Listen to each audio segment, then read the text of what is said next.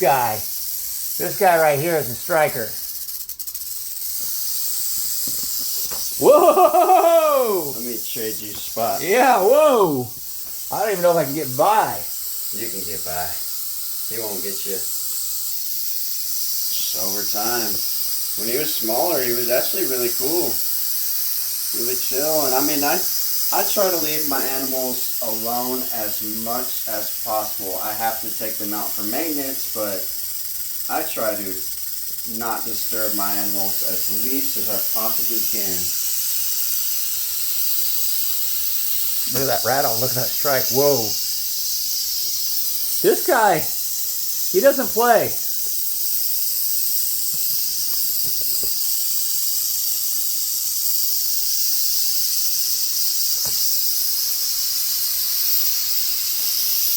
See if maybe you can distract him to look towards you.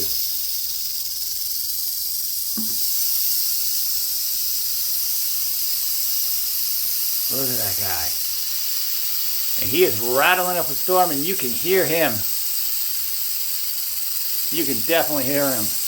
Miles, tell us a little bit about this guy. So actually a buddy had called me. I mean, all my friends growing up, they know I'm the reptile guy, I'm the snake guy, so they always call me when they're, you know, when they find snakes. Sometimes, unfortunately, they call me after they've already killed a snake. I'm like, no, that's just a rat snake. But yeah, I had a buddy, he's got a 2-year-old daughter. She was playing in the backyard and they found him. He was just a baby though. I think he had 2 little buttons on him at the time, and I thought he was really good looking, and I actually ended up keeping him. I drove over there to grab him and relocate him, but I thought he had some pretty distinct white lines on him. And so he started out as a nuisance snake.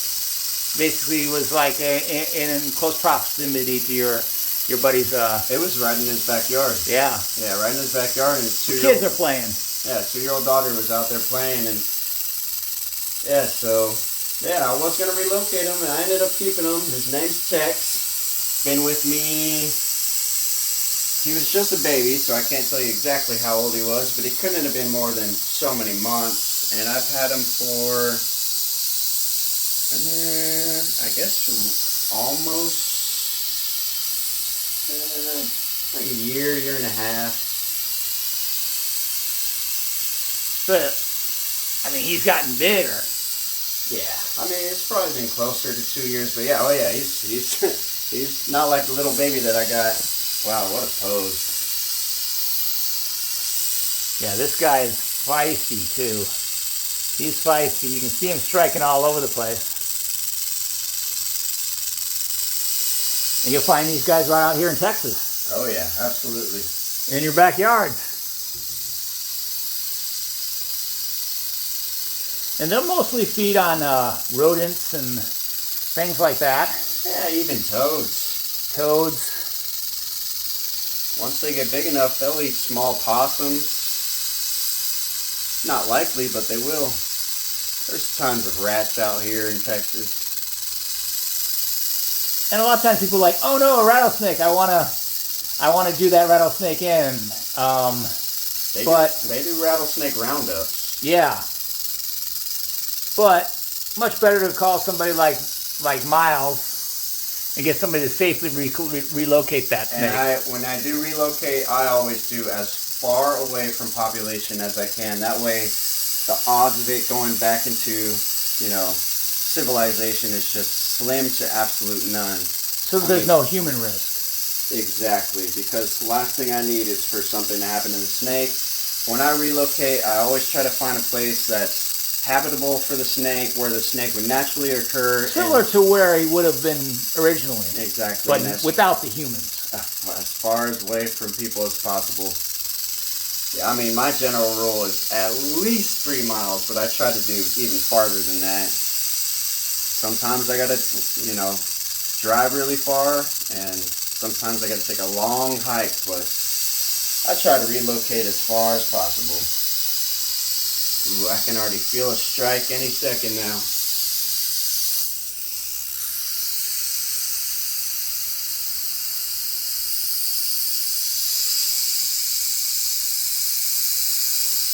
God, just an absolute beautiful defensive posture.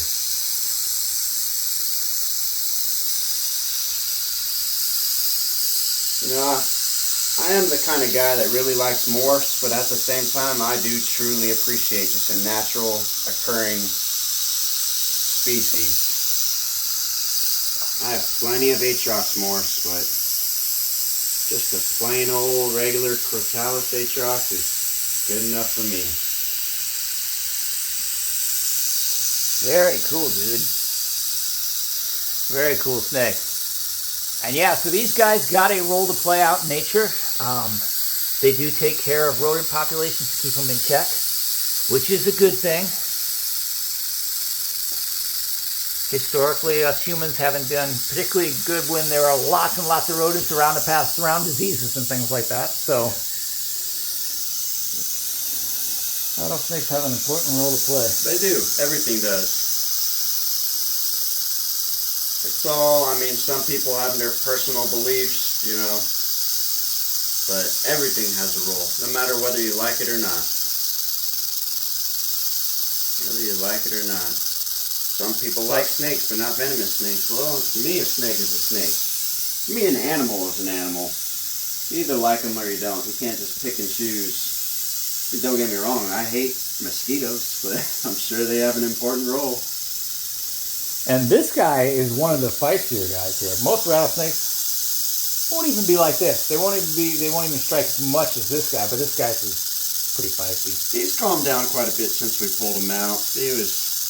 We took him out of his home, but you see your distance right there. You see your distance right there, where he's not striking right now. He's fine. So guys, keep your distance. You'll be all right with these guys. I bet you if we both took another step back, he'd probably stop rattling. Probably stop rattling. It's a possibility, but might be a little bit. Uh-oh. Now, of course, I don't know how well the camera catches him slowing down like that. Yeah, he was slowing down. You could definitely notice that. Now he sees me moving a little bit.